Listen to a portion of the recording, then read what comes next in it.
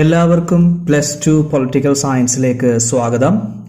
Challenges two and restoration of the Congress system എന്ന ചാപ്റ്ററിലെ second പാർട്ടിലേക്കാണ് നമ്മൾ പോകുന്നത്. This part mainly focused on the fourth general elections in 1967 and the political changes happened after the elections. ഈ പാർട്ടിൽ നമ്മൾ പ്രധാനമായും focus ചെയ്യുന്നത് 1967 നാലാമത്തെ പൊതു തെരഞ്ഞെടുപ്പുകളും അത് ഇന്ത്യൻ രാഷ്ട്രീയത്തിൽ വരുത്തിയ മാറ്റത്തെക്കുറിച്ചുമാണ്. The year 1967 is considered a landmark year in India's political and electoral history. Indian രാഷ്ട്രീയ തെരഞ്ഞെടുപ്പ് ചരിത്രത്തിലെ ഒരു സുപ്രധാന വർഷമായിരുന്നു 1967. The fourth general elections in 1967 brought significant changes in Indian political scenario. 1967 നാലാമത്തെ പൊതു തെരഞ്ഞെടുപ്പുകൾ ഇന്ത്യൻ രാഷ്ട്രീയ അന്തരീക്ഷത്തിൽ കാര്യമായ മാറ്റങ്ങൾ കൊണ്ടുവന്നു. The fourth general election was the biggest blow to the Congress dominance since independence. സ്വാതന്ത്ര്യത്തിന് ശേഷം കോൺഗ്രസ് ആധിപത്യത്തിനേറ്റ ഏറ്റവും വലിയ ഒരു ആഘാതമായിരുന്നു നാലാമത്തെ പൊതു തെരഞ്ഞെടുപ്പുകൾ. അപ്പോൾ നമുക്ക് ആദ്യ ടോപ്പിക്കിലേക്ക് കടക്കാം. ആദ്യ ടോപ്പിക്കിൽ നമ്മൾ ഡിസ്കസ് ചെയ്യുന്നത് നാലാമത്തെ പൊതു തെരഞ്ഞെടുപ്പിന്റെ സമയത്ത് നമ്മുടെ രാജ്യത്ത് നിലനിന്ന സാമ്പത്തിക രാഷ്ട്രീയ പശ്ചാത്തലത്തെ കുറിച്ചാണ്. ഓക്കെ, അപ്പോൾ നമ്മുടെ ഫസ്റ്റ് ടോപ്പിക് ഇതാണ്, കോണ്ടെക്സ്റ്റ് ഓഫ് ദ ഇലക്ഷൻസ്, തെരഞ്ഞെടുപ്പിന്റെ പശ്ചാത്തലം. നമുക്ക് ഫസ്റ്റ് പോയിന്റിലേക്ക് കിടക്കാം. First point, 2 prime ministers had died in quick succession. ഒന്നിനു പിറകെ ഒന്നായി 2 പ്രധാനമന്ത്രിമാരുടെ മരണം. The new prime minister, Indira Gandhi, a political novice, had been in office for less than a year. ഒരു വർഷത്തിൽ താഴെ മാത്രം രാഷ്ട്രീയ അധികാര അനുഭവമുള്ള ഇന്ദിരാഗാന്ധി എന്ന പുതിയ പ്രധാനമന്ത്രി. ഇതായിരുന്നു ആ സമയത്തെ രാഷ്ട്രീയ സാഹചര്യം. ആ സമയത്തെ മറ്റൊരു പ്രധാന പ്രശ്നം കടുത്ത സാമ്പത്തിക പ്രതിസന്ധിയായിരുന്നു. അതിന് നിരവധി കാരണങ്ങളുണ്ടായിരുന്നു. നമുക്കതൊന്ന് പരിശോധിക്കാം.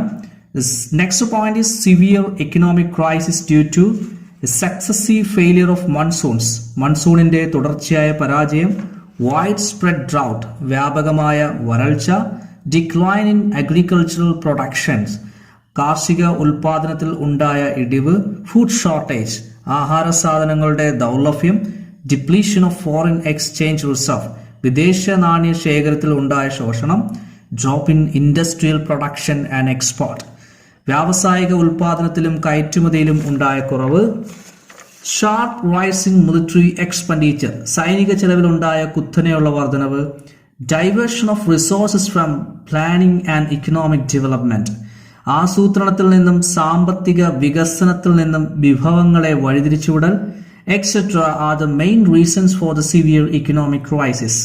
ഇതൊക്കെയായിരുന്നു ആ സമയത്തുണ്ടായ സാമ്പത്തിക പ്രതിസന്ധിയുടെ പ്രധാന കാരണങ്ങൾ.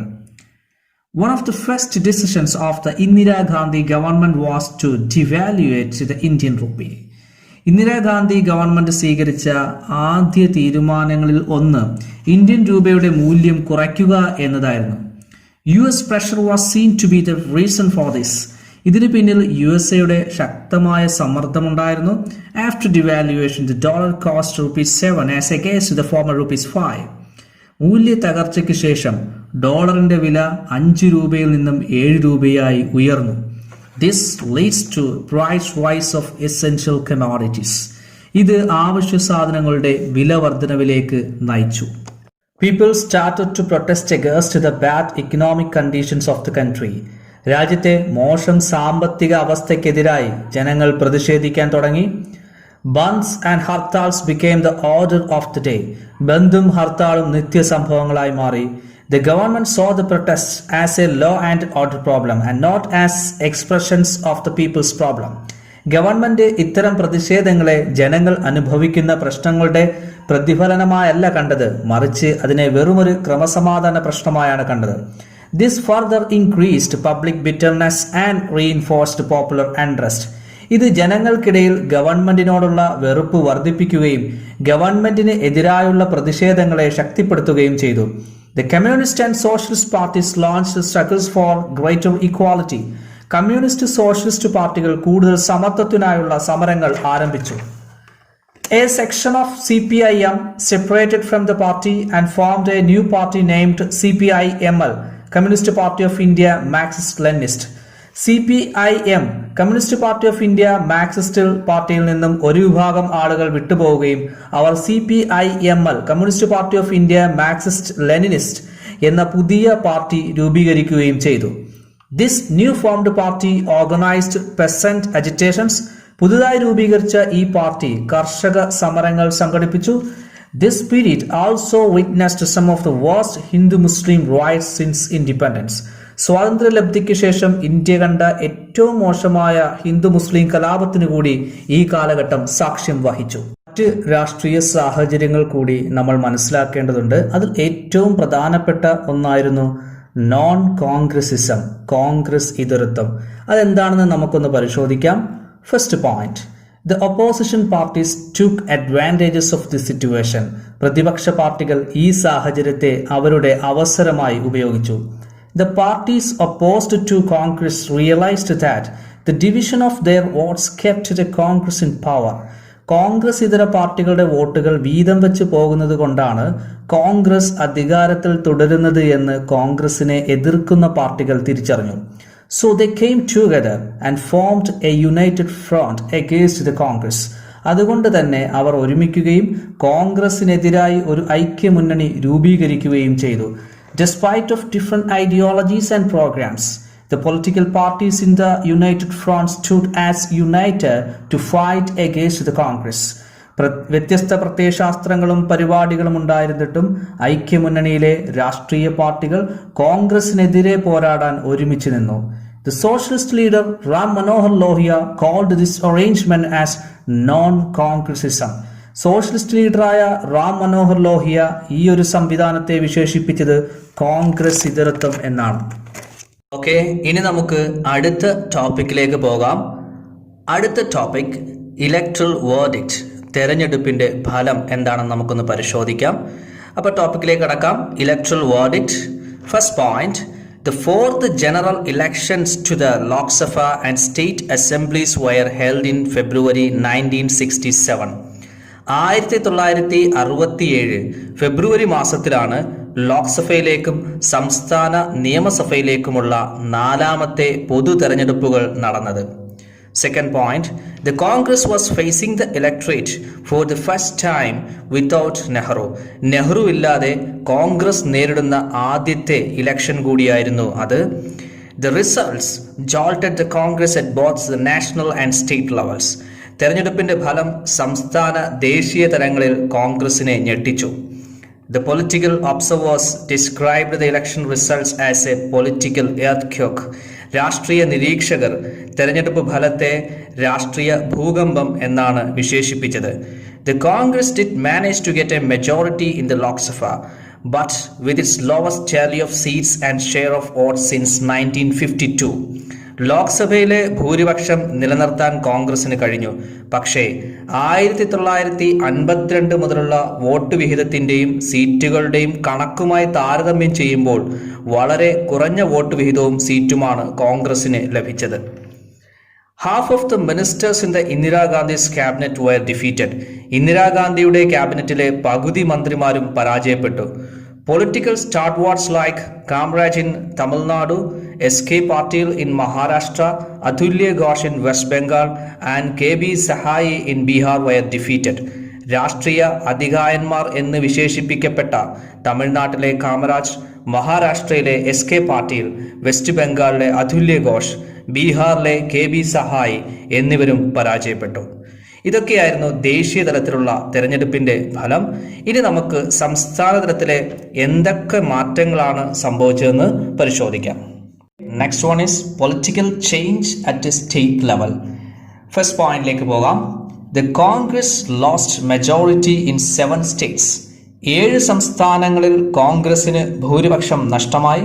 In 2 other states, defections prevented it from forming a government. മറ്റ് 2 സംസ്ഥാനങ്ങളിൽ കൂറുമാറ്റം മൂലം കോൺഗ്രസിന് ഗവൺമെന്റ് രൂപീകരിക്കാൻ സാധിച്ചില്ല.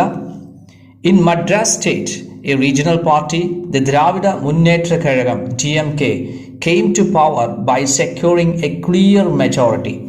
മദ്രാസ് സംസ്ഥാനത്തിൽ ദ്രാവിഡ മുന്നേറ്റ കഴകം DMK എന്ന പ്രാദേശിക പാർട്ടി വ്യക്തമായ ഭൂരിപക്ഷം നേടിക്കൊണ്ട് അധികാരത്തിലെത്തി. The DMK had led a massive anti-Hindi agitation by students against the center on the issue of imposition of Hindi as the official language. Hindi ഔദ്യോഗിക ഭാഷയായി നടപ്പിലാക്കാൻ കേന്ദ്ര സർക്കാർ തീരുമാനിച്ചതിനെതിരെ തമിഴ്നാട്ടിൽ നടന്ന ഹിന്ദി വിരുദ്ധ വിദ്യാർത്ഥി പ്രക്ഷോഭത്തിന് DMK നേതൃത്വം നൽകിയിരുന്നു. ഇതൊക്കെയായിരുന്നു സംസ്ഥാന തലത്തിലുണ്ടായ പ്രധാന മാറ്റങ്ങൾ. അടുത്തതായി നമ്മൾ പോകുന്നത് മറ്റ് സവിശേഷതകളിലേക്കാണ്, അതർ ഫീച്ചേഴ്സ്. അതെന്തൊക്കെയാണെന്ന് നമുക്കൊന്ന് പരിശോധിക്കാം. 1967 ഇലക്ഷൻ പുതിയ 2 പ്രതിഭാസങ്ങൾ കൂടി ഇന്ത്യൻ രാഷ്ട്രീയത്തിന് സമ്മാനിച്ചു. അതെന്തൊക്കെയാണെന്ന് നമുക്കൊന്ന് പരിശോധിക്കാം. അതിലെ ഏറ്റവും ആദ്യം ഫസ്റ്റ് വൺ, കോയലിഷൻ, കൂട്ടുകക്ഷി ഭരണം.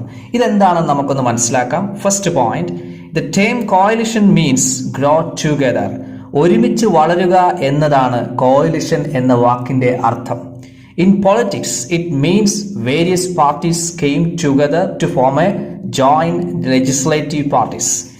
വിവിധ പാർട്ടികൾ ഒരുമിച്ച് ചേർന്ന് ഒരു സഖ്യം രൂപീകരിച്ചതിന് ശേഷം ഗവൺമെന്റ് രൂപീകരിക്കുന്ന പ്രക്രിയയാണ് അല്ലെങ്കിൽ പ്രതിഭാസത്തിനെയാണ് കൂട്ടുകക്ഷി ഭരണം എന്ന് പറയുന്നത്.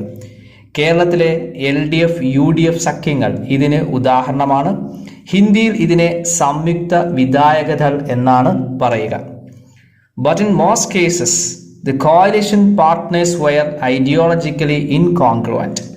എന്നാൽ മിക്ക കൂട്ടുകക്ഷി സംവിധാനത്തിലും സഖ്യകക്ഷികൾ ഒരേ ആശയത്തിന്റെ വക്താക്കൾ ആയിരിക്കില്ല. നമുക്കിനി അടുത്ത പ്രതിഭാസം എന്താണെന്ന് പരിശോധിക്കാം. സെക്കൻഡ് വൺ ഈസ് ഡിഫെക്ഷൻ, കൂറുമാറ്റം. Another important feature of politics after the 1967 election was defection. 1967 തെരഞ്ഞെടുപ്പിന്റെ മറ്റൊരു സവിശേഷതയാണ് കൂറുമാറ്റം എന്ന പ്രതിഭാസം. It means an elected representative leaves the party in whose symbol he or she was elected and joins another party. ഒരു പാർട്ടിയുടെ ചിഹ്നത്തിൽ മത്സരിച്ച ഒരു പ്രതിനിധി തെരഞ്ഞെടുക്കപ്പെട്ട ശേഷം മറ്റൊരു പാർട്ടിയിലേക്ക് മാറുന്ന പ്രതിഭാസത്തെയാണ് കൂറുമാറ്റം എന്നതുകൊണ്ട് അർത്ഥമാക്കുന്നത്. ഓക്കെ, നമ്മുടെ ഈ പാർട്ട് ഇവിടെ അവസാനിക്കുകയാണ്. ഈ പാർട്ടിൽ നമ്മൾ പ്രധാനമായും ഡിസ്കസ് ചെയ്തത് 1967 തെരഞ്ഞെടുപ്പിൻ്റെ രാഷ്ട്രീയ സാമ്പത്തിക പശ്ചാത്തലങ്ങളും ഇലക്ഷൻ്റെ ഫലവും അതിനെ തുടർന്നുണ്ടായ ഇന്ത്യൻ രാഷ്ട്രീയത്തിലെ പ്രധാനപ്പെട്ട മാറ്റങ്ങളുമാണ്. നമുക്ക് അടുത്ത ക്ലാസ്സിൽ പുതിയൊരു ചാപ്റ്ററുമായി പുതിയൊരു ടോപ്പിക്കുമായി വീണ്ടും കാണാം. എല്ലാവർക്കും ഒരിക്കൽ കൂടി നന്ദി അറിയിക്കുന്നു. Thank you very much.